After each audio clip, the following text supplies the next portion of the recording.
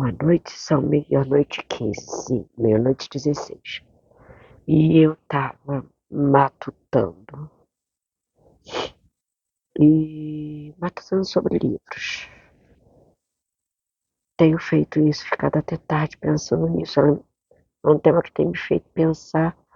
E às vezes eu leio um trecho aqui, um trecho ali, eu vou juntando pedaços na cabeça e vai ficando aquele movimento. Eu ouvi uma definição que foi dirigida a mim pessoalmente. Devoção à literatura. E aí eu pensei no saber de cor, que leva a decorar. Não é um bom termo, mas assim, decor de coração. Então eu levei a palavra definição de devoção à literatura ao coração. E eu estava lendo esses dias a literatura infantil brasileira da Regina Zilberman, que é da coleção Como e Por que Ler. Eu tô com esse volume andando na minha cabeça. Fala de um monte de coisa e eu vou catando no que eu tenho. Aí eu descubro, por exemplo, que num rodapé a autora Regina Zilberman fala do Monteiro Lobato e as suas cartas em A Barca de Grace. Eu tenho Leire, eu falei errado, gente. Eu peguei essa minha edição de 1957. Uma parte eu achei facilmente dentro do volume 2 de 1957. Outra eu ainda estou procurando. Mas continuei lendo. E isso ainda está matutando na minha cabeça. Pegar esse meu prazer de ler aqui e catar ali, ir à fonte citada, tem sido um chuchu. Mas vamos ao assunto da noite, porque eu volto um dia com calma para falar disso. Contos de fadas. Eu vou mostrar por quê. Vocês vão reparar minha bagunça. Contos de fada, eu adoro essa edição aqui da editora Zahar. Vocês estão vendo a minha bagunça ali, que são fantasias que eu guardo para contar histórias. Aí, eu vou mostrar para vocês o que me chamou a atenção. Opa! Chapeuzinho amarelo, Chico Buarque com ilustrações de Ziraldo. Sim, usando para marcar, por aí, marcar o que eu quero falar. Chapeuzinho vermelho, de Charles Perrault. E o livro também está todo rabiscado que eu estudo. Ele leio 1000 vezes. Chapeuzinho vermelho, dos irmãos Grimm. Ora, mais de uma versão, só eu mexendo em 2 livros. Porque eu peguei Grimm, Perrault e a versão do Chico Buarque, que vai trabalhar os medos. Ela acha que tem medo da imagem que ela tem de lobo. A gente foi levado a isso, beleza. Aí eu achei aqui essa preciosidade. Monteiro Lobato, numa tradução, adaptação, o livro de ouro dos contos de fada, uma edição nova, linda, da editora Nova Fronteira, e que tem Perrault, Reams e Andersen. Já daí um chuchu de literatura. Opa! Uma versão da Estrela Cultural. E ela tem, usei como marcador de livros, mas são personagens, eles vão se marcando, vão mexendo, vão andando na versão letras em caixa alta para criança pequena poder mexer. Ela tem os dois lados. Então a gente vai trazendo para a criança várias versões de Chapeuzinho Vermelho ou qualquer outro conto de fada.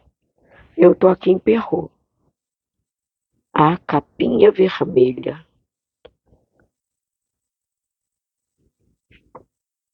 Opa, eu vou para os Irmãos Grimm e acho Fita Verde no Cabelo. João Guimarães Rosa, editora Global. Esse conto estava dentro do livro em seu lançamento Ave Palavra, que eu ainda vou comprar. Eu não tinha na loja. Aí eu vou falar dele daqui a pouco, tá? Vou falar dele, vou deixar ele aqui. Opa, quietinho, porque eu vou falar dele. Falei que eu estava na página dos Irmãos Grimm. Opa, a menina da capinha vermelha. Eu acho isso delicioso. Por isso que eu comecei falando do Lobato, a Barca de Grace, que eu estava lendo no Azilberman, porque eu ia trazer esse aqui. Por que eu fiz isso tudo? Por que eu fiz esse movimento de trazer tantas versões ou algumas versões da Chapeuzinho Vermelho? Porque Fita Verde no Cabelo traz um gênio da escritura, da literatura brasileira, Guimarães Rosa. Traz todo o simbolismo de ele usar aquele vocabulário muito próximo do que a gente fala. Ele usa os termos que o povo usa, ele é um gênio por isso. Aí um dia eu ouvi na ABL, Academia Brasileira de Letras, você não está entendendo? Lê em voz alta. O som da sua voz vai trazer a história para perto de você. E trouxe. O desenho, o ilustrador é Maurício Negro. Negro. Olha esse lobo, gente. Ele já mexeu comigo de cara. E a minha filha mais nova, de 25 anos, viu esse livro na minha mão e falou assim: esse desenho tá me deixando confusa. Eu virei e ver a menina e ver o lobo. Como em toda Chapeuzinho Vermelho, que a gente vai pegar as versões mais originais, como aqui, mais próximo ao original, numa época que esses contos que pra gente são contos de fadas não eram nem para criança. E eu vou te dizer que Fita Verde no Cabelo me deixou muito confusa. Muito confusa. Não só pelo desenho, já começa pela capa. E olha como isso é importante. Desculpa, eu não trouxe água para falar com vocês. Como é importante trazer, porque era um texto que estava para os adultos, em ave palavra. Olha o tom do desenho. E eu tô falando aqui só do desenho. Ele clareia, ele traz uma claridade, né? Bom, como em qualquer aldeia, uma menina como qualquer menina. Gente, olha a fita verde no cabelo. Eu me lembrei que eu tinha pensado nesse livro porque por causa da pós, eu fui assistir esse seminário e tinha esse professor Fabiano Martins, né? Moraes. Fabiano Moraes, e que estava falando desse livro. Mas olha a capa antiga. São ilustrações do Roger Mello. Olha a diferença de uma ilustração para outra. E aí ele vai dizer, numa das pranchas da aula, Fabiano, eu queria dizer que Eu fiquei encantada com essa sua fala e tinha que trazer para mim uma leitura analítica, texto e imagem, na versão que ele trouxe do Roger Mello, matemática não só política, mas também sobre finitude e morte. Por que política? Gente, a fita verde. Na época, nós tínhamos os, o fascismo que usava essa fita verde no corpo do seu trabalho, nem sempre tão democrático assim, né? Era um livro para adultos, lançado num jornal.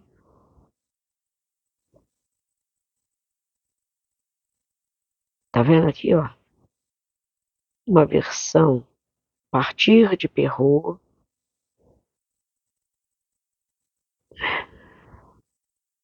falando de ética, meio ambiente, ciclo da vida, por isso a morte, convívio entre gerações e finitude. Ora, ela se relacionava com uma avó, produção de texto a partir de pesquisa, entrevista com pessoas de outras gerações, ele propõe isso, né? Essa relação com o outro. Mas o que mexeu comigo mesmo é trazer para tão próximo do nosso país, né? E aí ele termina com essa relação com a morte, né? Com a finitude. E a última página dele, maravilhosamente feita pelo Maurício, mas olha aqui, olha o focinho desse lobo. Fita verde. Como se fosse ter juízo pela primeira vez. Gritou: Vovozinha, eu tenho medo de lobo. Mas a avó não estava mais lá, sendo que demasiado ausente, a não ser pelo frio, triste e tão repentino corpo. E acaba a história com aquele lobo. Aos 55 anos, fiquei confusa, gente. Imagina a criança que não entende lidar com a morte, com uma avó, com conflitos de gerações. E ela lida com a morte, simplesmente. Não precisa dizer que morreu. Se eu fiquei nervosa, tensa, imagina a criança. Ela vai elaborar melhor isso. Gente, leiam. Eu não vou ler todo. Eu não vou ler para vocês. Só li mesmo esse final. Ele é simples. A escada tá ali, gente, porque eu tô mexendo nos meus livros, tá? Ele é simplesmente maravilhoso. Gente, eu tô apaixonada. Como ele mexeu comigo, mexeu mais comigo do que lidar com o medo do Chico Buarque. Que ela perde o medo. É outra relação. Então, minha nova descoberta vai para vocês hoje, tá? Beijo, boa noite. Eu tinha que dividir isso com vocês.